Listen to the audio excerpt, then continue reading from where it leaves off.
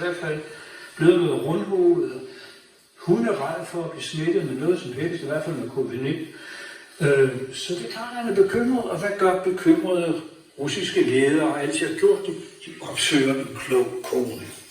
Og i Putins tilfælde opsøger han en spåkone. Og siger, kære spåkone, jeg er bekymret, fortæl mig lidt om min nærmeste fremtid. Jeg skal prøve at præsident, jeg skal prøve, hun lægger nogle tarotkort, og hun kigger i sin krystalkugle. Og så siger hun, herr præsident, jeg kan godt se den. Hvad siger den? Jo, de kører i en stor, flot bil ned ad en lang gade. Vej. På begge sider, der står der jublende folkemængde. De vifter med flag og kaster med blomster og griner og glade og klapper og vinker til deres bil. Det var da dejligt at høre, sagde Putin. Det var da skønt at høre. Hvad med mig? Kan de se, hvad jeg gør? Vinker jeg tilbage? Kigger hun lidt igen. Så siger hun, desværre præsident, det kan jeg ikke, for kisten, de ligger i, er lukket. Russisk humor, det går man aldrig galt med.